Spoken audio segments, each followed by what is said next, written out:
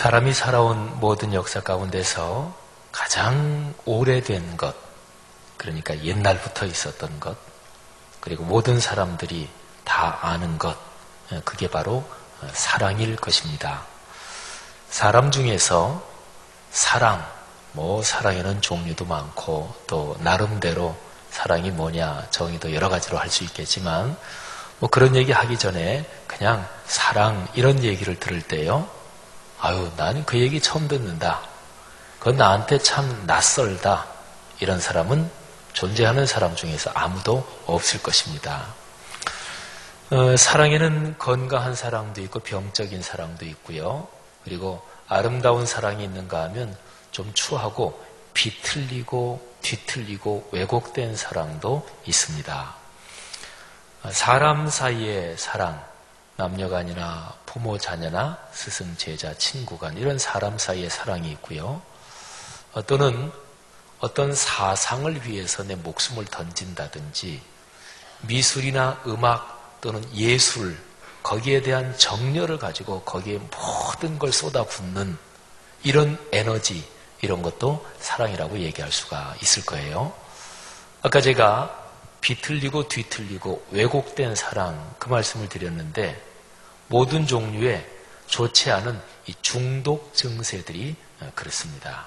우리 청소년들이 이 게임이나 이런 데 중독된다든지 알코올 중독이나 마약 중독이나 성 중독이나 여러 가지 중독이라고 했을 때는 어디에 굉장한 열정을 가지고 거기에 빠져 들어가는데 자기도 그거를 어떻게 주체할 수 없을 정도로, 그래서 사람이 망가지는 쪽으로, 나쁜 쪽으로 빠져드는 그 에너지, 그 끌림, 이거를 중독이라고 하지요. 그 넓게 본다면 그것도 사랑이란 에너지가 비틀리고 뒤틀린 형태다, 이렇게 얘기할 수가 있을 것입니다. 이렇게 사랑이란 단어를 조금 폭넓게 생각해 본다면 인간 역사, 그리고 모든 것이 존재하는 이 피조 세계가 진행되는 모든 에너지는 이 사랑이라는 에너지 또는 사랑이라는 작동, 이게 이 세계를 끌고 오는 힘이다, 이렇게도 볼 수가 있을 것입니다. 그래서 사랑은 참 오래된 것이고 인류 역사만큼이나 오래된 것인데, 그런데 또 아주 역설적으로요, 사랑이라는 것이 나에게 그 느낌이 다가오고 그 사랑의 포로가 되고 그 열정에 사로잡히게 되면 그거는 아주 새로운 것이 됩니다. 사랑, 누구나 다 사랑이란 단어가 뭔지 알고 인류 역사만큼 오래된 것이지만 정작 나에게 그 감정이 다가오고 내가 사랑에 빠지고 내가 열정에 사로잡히면 그거는 아주 새로운 것이 됩니다. 사랑은 우리가 살아가는 모든 삶에 늘 생활에 가깝게 있지요. 늘 생활 현장 속에 있습니다. 근데 어떨 때는 사랑이라는 게 아주 멀게도 느껴집니다. 사람은 보통 살아가면서 내가 사랑하는 대상, 또 그 사랑을 내가 잘 안다고 생각합니다. 예를 들면 부모들 입장에서 내가 내 아들, 내 딸 사랑하지, 그리고 내 자녀들 사랑하는 그거는 내가 끔찍이도 사랑하고 그걸 내가 잘 알지, 이렇게 생각들을 합니다. 근데 사실은 그렇지 않는 경우가 많아요.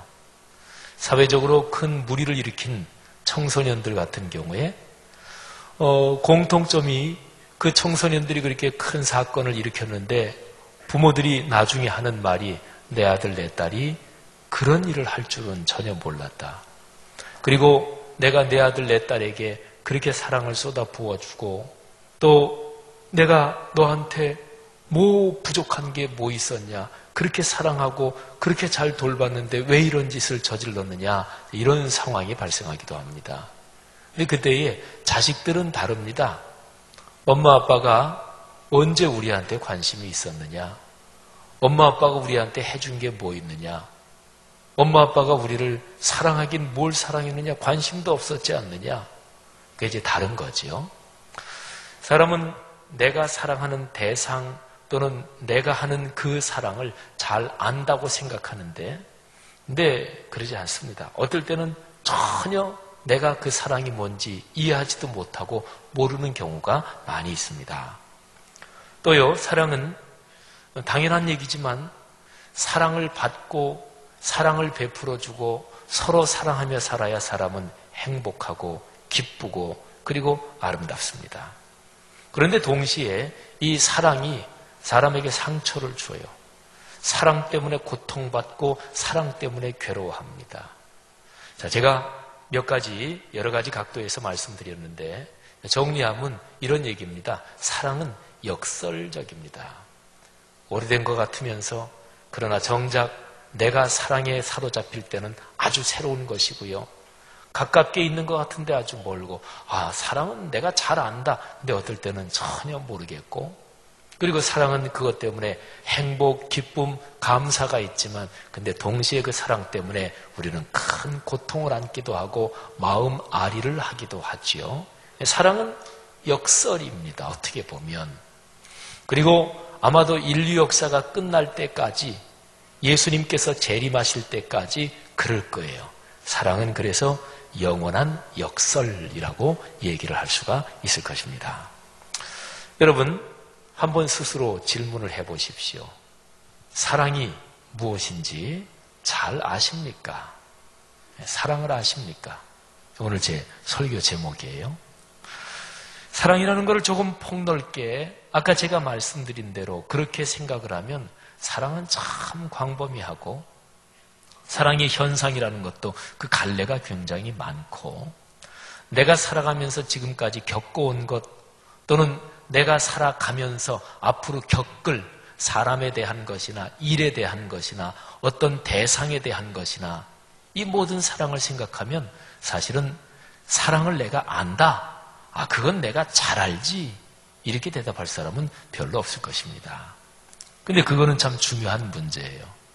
말씀드린 대로 인간 그 누구도 사랑이라는 에너지 그 작동 현상과 무관하게는 살 수 없으니까 그거는 잘 정리가 돼야 돼요.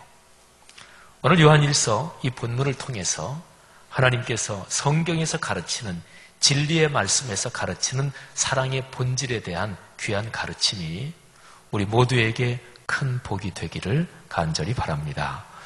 여러분이 요한일서 4장 7절부터 12절 이거는 참 유명한 구절입니다. 목사치고 이 본문 가지고 설교 안 해본 사람은 아마 없을 것입니다. 그리고 성도들 중에서 요한일서 4장 7절부터 12절 이 내용을 이렇게 듣거나 또는 읽거나 할 때 이거는 내가 신앙생활 하면서 처음 듣는 얘기다. 이거는 참 생소하다. 그런 사람은 아마 없을 거예요. 혹시나 있으면 바로 신고하십시오. 간첩이니까. 예수 믿는 사람 치고 요한 1서 4장 7절부터 12절에 있는 이 내용을 못 들어본 사람은 아마 없습니다. 이거는 참으로 유명한 구절이고 그리고 아주 중요한 본문입니다. 그리고 또 하나 요한복음, 우리 여기 본문은 요한 1서 성경에서 뒤쪽쯤에 있잖아요. 근데 신약 성경의 앞쪽에 있는 사복음서 중에서 요한복음, 이 요한복음에도 사랑에 대한 이야기가 많이 나와요. 특별히 기독교의 진리, 이거를 가장 짤막하게 한 단어로 설명하면 뭐라고 설명할 수 있겠는가? 아마 그리스도인들 누구라도 이런 질문을 받는다면 조금만 생각하면 그렇지, 역시 사랑이지 이렇게 생각을 하실 거예요. 저 유명한 요한복음 3장 16절 내용이 바로 그거지요. 하나님의 세상을 이처럼 사랑하사 독생자를 주셨으니 이는 그를 믿는 자마다 멸망하지 않고 영생을 얻게 하려 하심이라. 이 요한복음에 나오는 사랑에 대한 내용하고 신약성경의 뒤쪽으로 가서 나오는 요한 1서 4장 또는 요한 서신에 기록된 이 사랑의 내용은 이중창 같아요. 요한 서신 여기에서 아주 소프라노로 이렇게 사랑에 대해서 노래를 하면 요한복음에서 엘토 음성으로 이렇게 화답을 하고 우리 아까 찬양대 두 분 기가 막히게 솔로를 잘하셨습니다. 나중에 두 분이 이중창도 했는데 마치 그것처럼 요한복음, 요한일서 이 두 군데 나오는 사랑에 대한 메시지는 아주 아름다운 이중창입니다. 여기 요한일서에서 사랑에 대해서 우리에게 설명하는 단어, 표현에서 아주 중요한 핵심적인 표현이 있는데 우리가 서로 사랑하자. 바로 이 표현입니다. 자, 우리가 서로 사랑하자. 7절에 나오지요. 근데 이 단어가요, 한글 어절로는 3개입니다. 어절은 띄어쓰기 단위로 된 그 덩어리를 어절이라 그러죠. 그러니까 우리가 서로 사랑하자. 3어절이지요. 그런데 헬라어 원어로 보면 이게 딱 2 단어입니다. 아가포멘 알렐루스. 알렐루스는 우리 모두가 서로 이런 뜻이고요. 아가포멘 이거는 우리가 사랑한다. 이제 그런 뜻이에요. 그러니까 헬라어 단어로 보면 딱 2 글자예요. 아가포멘 알렐루스. 이 아가포멘은 이게 우리가 사랑한다 동사형인데 명사로 하면 아가페. 이거 많이 들으셨잖아요. 그죠? 그리스도인 치고 이 말 모르는 사람 없을 거예요. 그게 사랑이라는 명사형이고 이게 동사로 되면 아가파오 이렇게 돼가지고 말하자면 사랑한다 이런 뜻이 되는 거예요. 딱 2 글자입니다. 2 단어예요. 아가포멘 알렐루스. 아가파오란 동사 그리고 우리 모두 알렐루스. 이게 우리가 서로 사랑하자. 근데 이 본문에 이 표현이 앞에 나오고 그리고 뒤에 나옵니다. 뒤쪽으로 가면 11절 말씀에 우리도 서로 사랑하는 것이 마땅하도다. 그러니까 우리도 서로 사랑, 우리가 사랑한다 표현이 나오지요. 그리고 12절 뒤쪽에 보면 우리가 서로 사랑하면 이렇게 된다. 그 표현이 또 한 번 나와요. 그래서 이 표현 헬라어 단어로 아가파오라는 동사하고 알렐루스 이 2 가지 동사가 결합된 이 문장이 3번 나오는데 그냥 편하게 앞쪽에 나오고 뒤쪽에 나옵니다. 그런데 앞쪽에 나오는 표현하고 뒤쪽에 나오는 표현이 뉘앙스가 엄청나게 차이가 있어요. 자, 7절에 나오는 거 우리가 서로 사랑하자.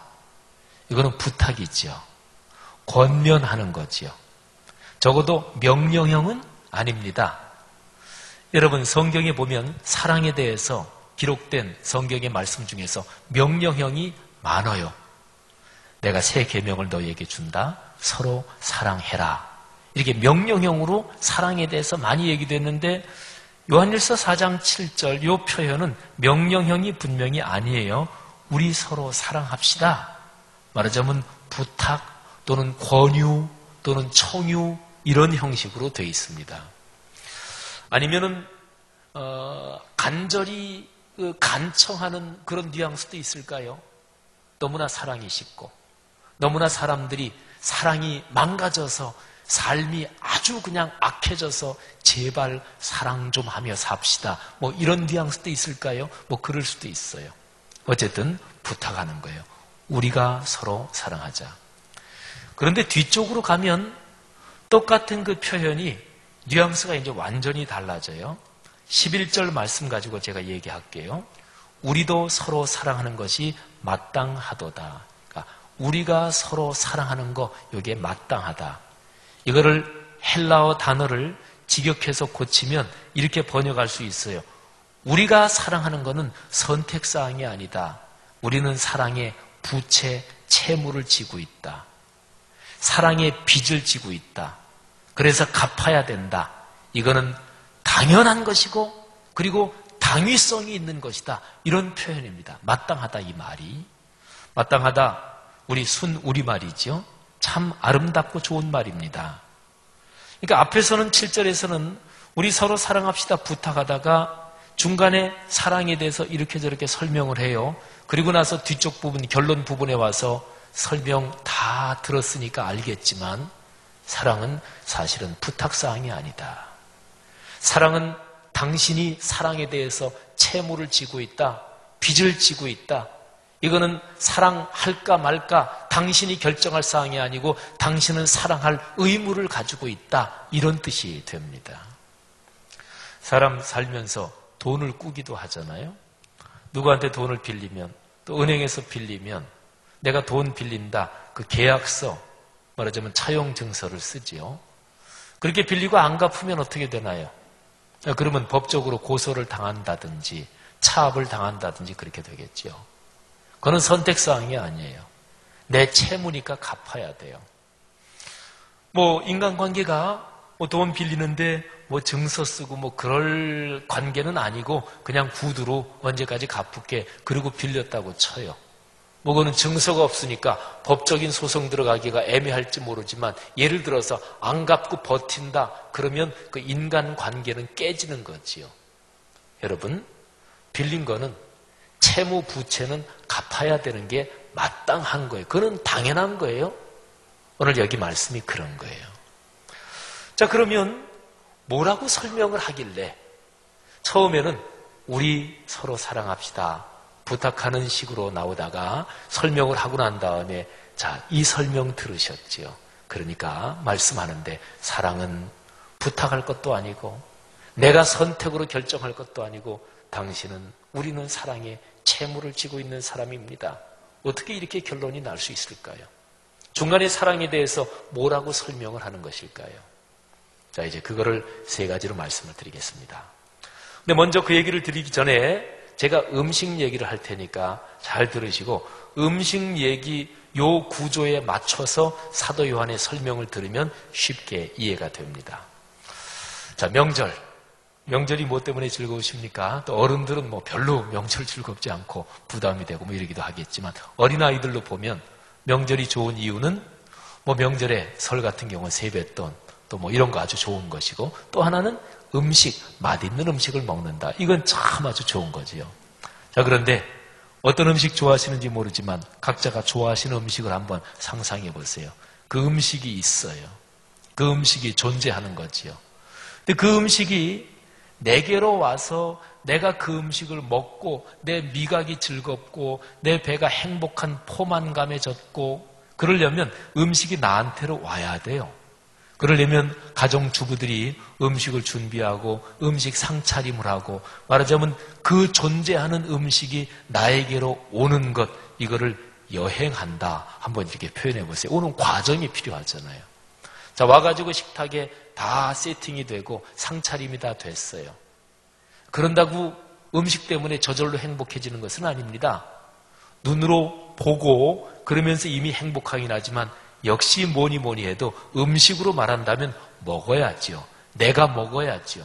난 안 먹고 옆 사람 잡수시라고 그러고 아유 말로만 해주세요. 그런 거 아니잖아요.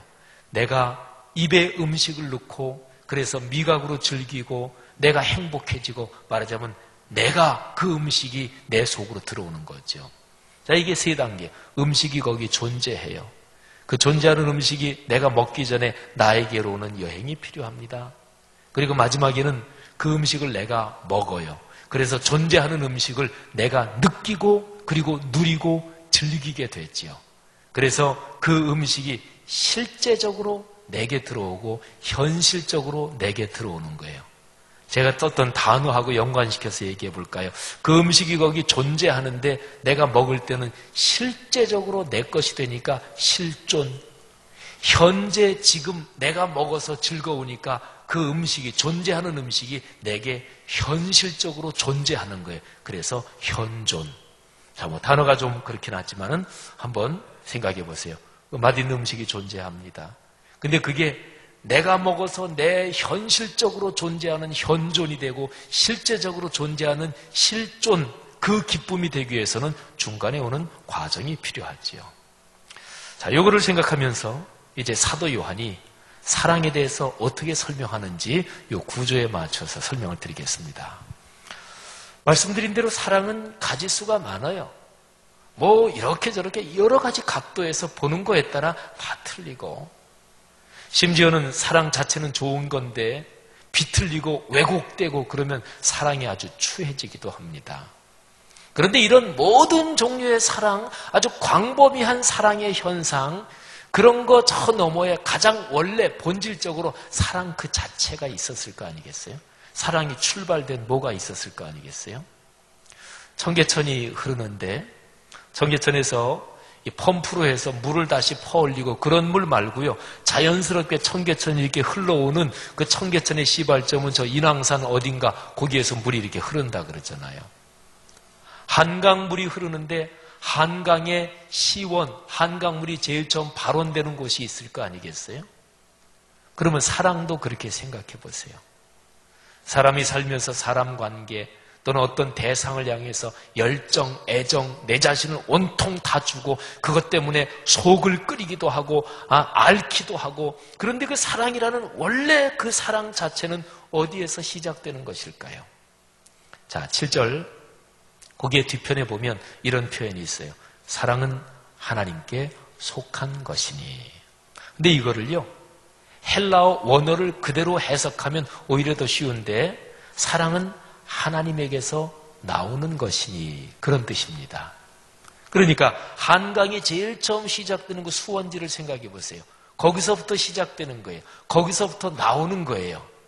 그러니까 사랑은 어디에서 애초에 제일 시초에 가장 처음에 어디에서부터 출발되고 어디에서부터 나오는 것이냐, 여기에서 말하기를 사랑은 하나님에게서부터 나오는 것이다. 그리고요, 그 뒤에 중요한 표현이 있는데, 사랑하는 사람은 하나님을 안다. 사랑하지 않는 사람은 하나님을 알지 못한다. 근데 여기에 사랑한다, 사랑하지 않는다, 그 앞에 이런 단어를 붙이면 좋아요. 지금 사랑하는 사람은 하나님을 알고, 지금 사랑하지 않는 사람은 하나님을 알지 못한다. 사랑한다, 사랑하지 않는다, 헬라어 시제가 그래요. 이게 현재 분사예요. 그러니까 지금 사랑한다는 얘기예요. 난 옛날에 참 내가 교회를 참 사랑하고 봉사도 많이 했지. 지금은 그만큼 안 하신다는 말씀이군요. 옛날에 내가 누구를 참 좋아했었어. 지금은 그렇지 않다는 얘기시군요. 과거에 사랑했던 기억이 사람한테 소중합니다. 그런데 지금 그 사랑을 잃어버렸고, 지금 그 사랑이 변색, 퇴색됐고, 그러면 그렇게 큰 의미가 있지는 않습니다. 사랑에 대해서 얘기할 때 내가 앞으로 사랑할 거다, 이렇게 장담하는 거 아닙니다. 사랑이라는 거는 그 본질상 지금 하면 사랑이 있는 거고요, 지금 안 하면 과거에 했던 거 미래 앞으로 언젠가는 하겠다, 그거는 사랑에 대해서는 의미가 별로 없습니다. 그러니까 여기서 하는 말이 그거예요. 지금 사랑하고 있는 사람은 지금 하나님을 알고 있습니다. 지금 사랑하지 않는 사람은 하나님을 알지 못하는 사람입니다. 그리고 이제 거기 8절 제일 마지막 부분에 이렇게 결론을 내리지요. 하나님은 사랑이시다.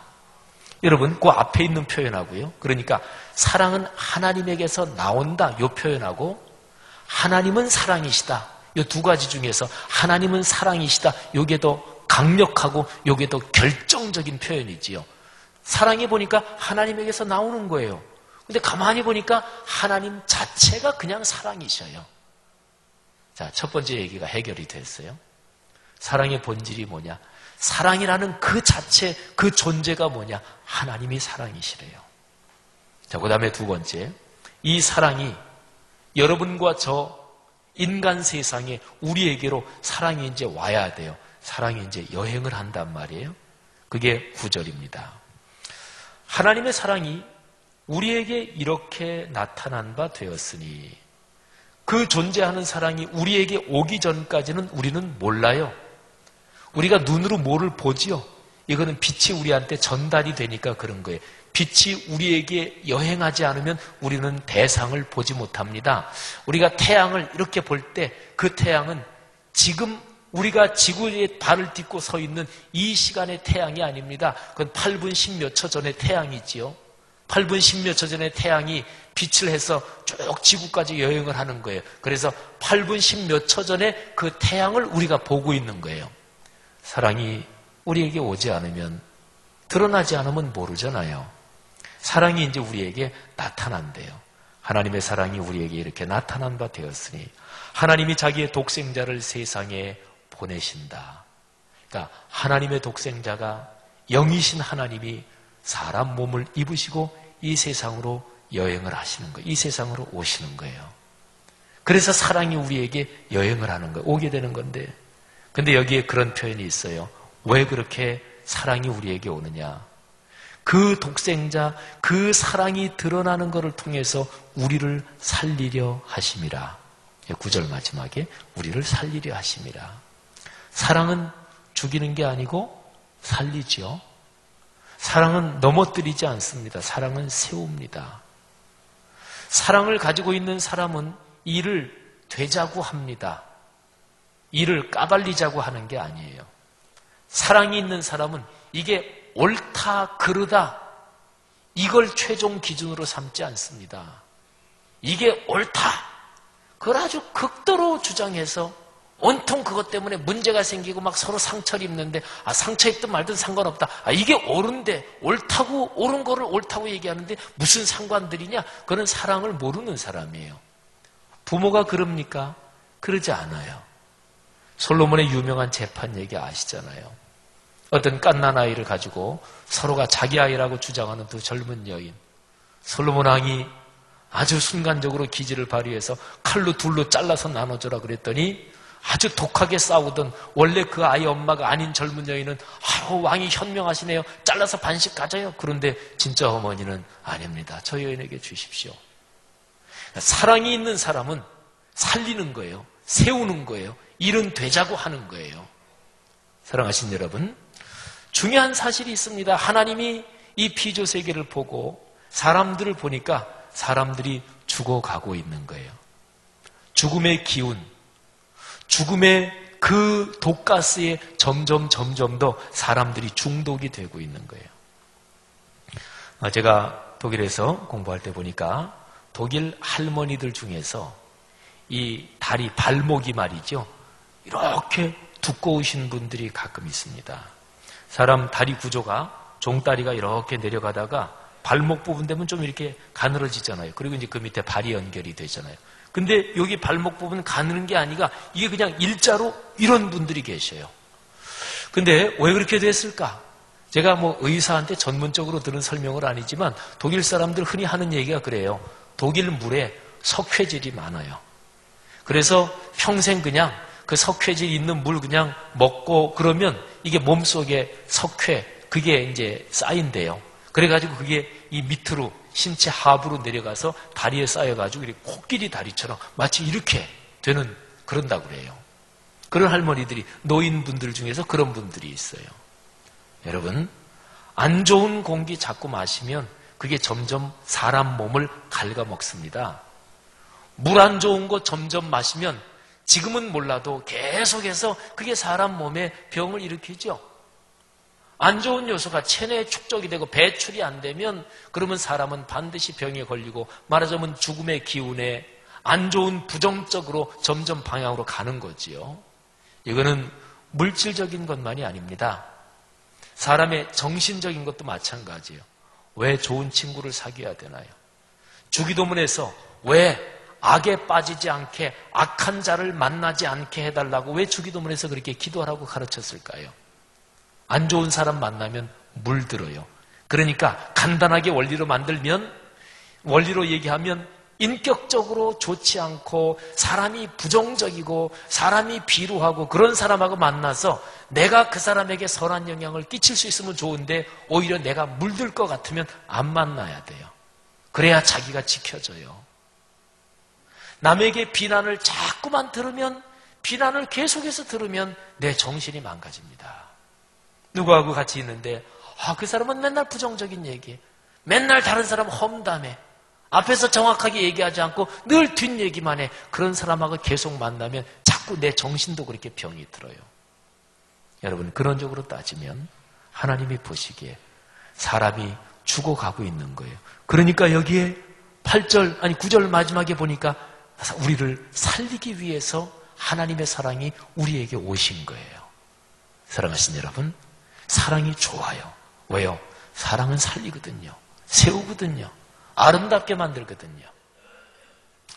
자, 세 번째로 사랑이라는 존재 자체, 하나님, 그분이 사랑이고 거기에서 이제 사랑이 우리에게 여행을 하잖아요. 사람 몸을 입고 오시는 하나님 예수 그리스도. 근데 이제 그 사랑이 드디어 나하고 우리의 삶하고 연결이 됩니다. 그게 10절 말씀이에요. 자, 사랑은 여기 있으니 우리가 하나님을 사랑하는 것이 아니요 하나님이 우리를 사랑하사 우리 죄를 속하기 위하여 화목제물로 그 아들을 보내셨다. 여기 10절 말씀에 사랑이 여기 있다. 여기라는 단어가 나오지요. 아까 제가 앞에 있는 8절 말씀을 설명드리면서 사랑하는 자마다 하나님께로부터 나서, 근데 그 앞에 지금 사랑하는 자, 헬라어 원어로 보면은 그런 게 시제가 그렇다 그랬잖아요. 제가 이 두 단어를 참 좋아합니다. 지금 그리고 여기. 여기 지금. 사람은 어떻게 행복할 수 있나요? 과거의 회상으로도 사람은 그저 마음에 행복한 기분을 느낄 수도 있어요. 지금은 없는데 앞으로 미래에 될 어떤 거를 생각하고 내다보고 계획하면서 사람은 지금의 어려움을 이기고 행복할 수도 있어요. 그런데요, 과거의 것이 제 아무리 좋아도, 미래 앞으로 걸어갈 길이 제 아무리 밝아도 지금 여기에서 지금 내게 어떤 그 좋은 것에 대한 헌신이나 결단이 없으면 어림도 없습니다. 사랑이라는 속성이 그렇다는 거예요. 사랑은 지금 여기하고 연관되어 있는 거예요. 지금 여기에 그 사랑이 있다. 그 사랑은 하나님께서 당신의 아들 독생자 예수 그리스도를 우리를 위해서 화목 제물로 주신 거다. 이 단어가 중요해요. 화목 제물. 하나님의 아들 예수 그리스도께서 십자가에 달려서 짐승이 죽어 제물이 되듯이 여러분과 저의 죄를 해결하시려고, 여러분과 저를 살리시려고 그분이 제물이 돼서 십자가에서 죽으신 거예요. 그리고 죄와 사망의 세력을 꺾기 위해서 다시 부활하신 거예요. 이 화목 제물 때문에 일어난 이 사건이 일어나면서 하나님의 사랑이 우리하고 접속이 되는 거예요. 아까 음식으로 말하면 음식을 내가 먹어야 내 실존, 내 현존이 된다 그랬죠. 어떻게 하면 하나님의 사랑, 그 아름다운 사랑, 그 축복이 내 것이 되고 내가 맛을 보고 내가 누리고 내가 지금 그것 때문에 기뻐할 수 있나요?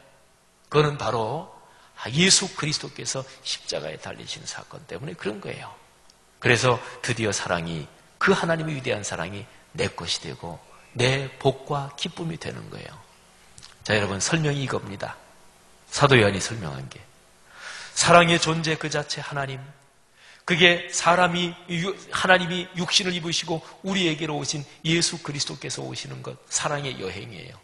그리고 예수 그리스도께서 십자가에 달려 돌아가실 때 그 사랑이 우리하고 팍 접속이 되면서 하나님의 사랑이, 하늘의 사랑이 내 실제적인 존재가 되고 내 현실적인 존재가 돼서 내게 복이 되는 거예요. 여러분, 이렇게 설명하고 나서 사도 요한이 앞에서 한 얘기를 다시 합니다. 앞에서는 그렇게 얘기했어요. 여러분, 우리 서로 사랑합시다. 부탁. 근데 설명을 쭉 해요. 그리고 나서는 얘기해요. 우리가 서로 사랑하는 거는 우리의 채무입니다. 하나님의 이런 사랑을 받고 사랑을 안 해요. 하나님께 이런 사랑을 받고도 그리고도 자기는 남한테 베풀지도 않아요. 여러분, 그건 말이 안 되는 거지요. 사도 요한의 설명은 그런 거예요. 여러분, 우리는 모두 사랑에 빚진 자고 사랑과 연관해서 우리는 채무가 있습니다. 우리는 부채가 있습니다. 이거를 변제해야 합니다. 그러니까 선택사항이 아니라는 거예요. 12절에 가서 이렇게 결론을 내립니다. 어느 때는 하나님을 본 사람이 없다. 이거는 헬라어 표현으로 무지무지하게 강력한 부정이에요. 하나님 본 사람 아무도 없다. 어느 때도 없다. 이런 거예요. 그건 당연하지요. 성경에 나타나는 모든 사람 중에서 하나님과 제일 가까웠던 사람, 모세입니다. 모세는 하나님과 친구처럼 대면했다. 이렇게 표현되어 있는 분이에요. 근데 대면했다 표현은 그렇게 되어 있지만 모세도 하나님의 얼굴을 직접 보진 못했어요. 모세는 그게 소원이었어요. 하나님, 얼굴 한번 뵈었으면 좋겠습니다. 근데 하나님이 너 나 보면 죽는다. 그래서 모세의 소원을 하나님이 쭉 지나가시면서 모세를 손으로 덮고 계시다가 지나갈 때 등만 잠깐 보여주셨어요. 하나님하고 제일 가까운 사람 모세가 하나님을 본 사건이에요. 그러니까 여기 말씀이 맞죠. 어느 때고 그 어떤 사람도 하나님을 본 사람이 없습니다. 그런데요, 만일 우리가 서로 사랑하면, 아가포멘 알렐루스, 모든 사람이 서로 사랑하게 되면 그러면 무슨 일이 일어날까요? 여러분, 그 뒤에 있는 게 기가 막힌 거예요. 하나님이 우리 안에 거하십니다. 우리 가운데 사셔요. 그리고 그의 사랑이 우리 안에 온전히 이루어집니다. 여기 얼마나 좋은 건지 잠깐 설명을 드릴까요? 우리는 뭐 때문에 기도하나요? 하나님, 몸이 아픈데 건강하게 해주십시오. 하나님, 경제적으로 부족한데 경제를 좀 회복시켜 주십시오. 우리 가정 경제 상황이 나아지게 해주십시오. 가게를 열었는데 잘 안 됩니다. 하나님, 가게 장사가 좀 잘 돼야 되겠습니다. 하나님, 우리 아이들이 대학 입시하고 우리 아이가 회사 취직해야 되는데 잘 안 되는데 하나님 도와주십시오. 우리가 그리스도인으로 살면서 기도하는 것들, 많은 제목들 다 생각해 보세요. 근데 그 모든 것을 그냥 한 가지로 제가 요약해 드릴게요. 하나님, 저랑 같이 계셔 주십시오. 이거 한 가지에 다 들어가는 거예요. 어떤 사람의 마음을 얻잖아요. 그 사람에게 사랑을 얻잖아요. 그러면 그 사람이 가진 건 다 내 거예요. 내가 누구에게 마음을 주잖아요. 누구에게 내가 사랑을 주고 그 사람을 사랑하잖아요. 그럼 내가 가진 건 다 그 사람 거예요. 그러니까 우리 그리스도인이 기도하는 모든 제목들 어떤 것이든지 간에 한 가지로 요약하면 하나님, 저와 같이 사십시오. 하나님을 보기를 원합니다. 하나님 보고 하나님하고 같이 살면 모든 기도 제목은 거기에 다 요약되고 이미 그거 한 가지로 끝나는 거예요. 여러분, 하나님이 우리 안에 사신대요.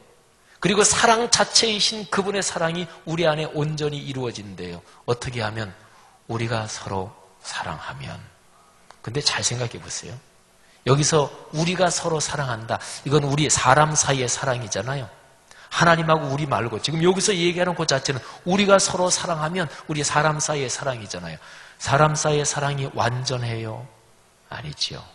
부부간의 사랑이든 목숨까지 다 바칠 것 같은 연인 간의 사랑이든 뭐 어떤 사랑이든지 간에 인간 사이의 사랑은 완전하지 않아요. 그런데 여기 보면은 우리가 서로 사랑하면 하나님의 사랑, 그의 사랑이 우리 안에 이루어진대요. 완전하게, 완벽하게. 이건 하나님의 플러스 알파 은혜가 있는 거예요. 우리끼리의 사랑은 불완전해요. 부모가 제 아무리 자식을 사랑해줘도 자식이 그 사랑을 다 이해 못하고 다 불완전한 거예요. 연인 간의 사랑도 마찬가지고 부부지간의 사랑도 마찬가지고. 근데 일단은 우리가 하나님의 말씀에 따라 서로 사랑하기 시작하면 우리의 사랑은 불완전하지만 거기에 하나님이 플러스 알파 은혜를 주셔서 하나님의 사랑이 완벽하게 해주신대요. 할렐루야. 여러분, 마지막으로 중요한 얘기 한 가지만 드리지요. 오늘 여기 본문 말씀에서 2번 반복되는 표현이 있습니다. 7절 처음에 사랑하는 자들아, 11절 처음에 사랑하는 자들아. 이거는 사도 요한 그분이 쓴 편지거든요. 그러니까 사도 요한 그분이 편지를 받는 성도들에게 하는 말이죠. 사랑하는 여러분, 사랑하는 사람들이요, 이렇게 하는 거예요. 사도 요한은 그들을 사랑하고 있었습니다. 사랑하지도 않는데 그렇게 썼다면 거짓말이든지 아니면 그냥 아주 형식적인 인사치레든지 그러겠지요. 근데 사도 요한은 특별히 예수님의 12사도들 중에서 사랑의 사도, 별명이 그런 사람이에요. 이 사도 요한은 하나님이 사랑하시는 하나님의 사랑을 알았어요. 그걸 느끼고 체험했어요. 그래서 이 사도 요한이 하나님의 사랑을 먼저 받은 사람, 먼저 체험한 사람으로서 다른 성도들에게 말하는 거예요. 사랑하는 여러분, 사랑하는 사람들이요. 이게 중요합니다. 말하자면 사도 요한은요, 사람들이 사랑에 대해서 깨닫지 못하고 사랑에 대해서 알지 못하는 그런 사람들에게도 먼저 그 사랑을 깨달았으니까 얘기하는 거예요. 사랑을 베푸는 거예요. 사랑을 시작하는 거예요. 누군가는 먼저 시작해야 합니다. 옛날에 펌프에 있을 때 그 펌프에 물이 밑에까지 쭉 빠져서 안 나올 때는 물을 한두 바가지 거기다 부어야 돼요. 그러면은 펌프 이 패킹, 거기 주변에 물이 이렇게 이제 잠시 고이면서 이게 진공 상태가 돼서 그래서 펌프질하면 저 밑에까지 빠져있던 물이 이제 따라서 올라오는 거죠. 이 한두 바가지 붓는 물을 마중물이라 그래요. 마중 나가는 물이라고요. 여기서 물을 보야 밑에서 화답하면서 물이 따라 올라오는 거예요. 여러분, 누군가는 먼저 사랑해야 돼요. 원사이드 사랑도 해야 돼요. 저쪽은 반응이 없는데 누군가는 먼저 사랑해야 돼요. 그래야 서로 사랑이 발동이 걸려요. 누굽니까? 그 사랑을 할 사람이. 그렇게 누군가는 먼저 사랑하는 그 사람에게 하나님이 얼마나 큰 복을 주실까요? 하나님이 그 사람을 볼 때 얼마나 고맙고 얼마나 이쁠까요? 그 사람의 가정, 자녀, 사업, 건강, 가문 대대로 하나님이 그 사람 가정을 축복하지 않으시면 누구를 축복하시겠어요? 사랑하신 여러분, 사랑하는 자들아, 이렇게 사도 요한이 얘기한 이 말씀에 담긴 그 메시지를 기억하십시다. 참 놀라운 일이에요. 우리의 사랑이 부족한데 그렇게 서로 사랑하면 거기에서는 기적이 일어난다는 거예요. 여러분, 음력설입니다. 음력으로 말하면 정초지요. 1년 내내 살아가시는 여러분의 삶에 기독교의 가장 핵심적인 메시지, 이 사랑, 하나님의 사랑, 이 위대한 기적이 넘치기를 주님의 이름으로 축복합니다.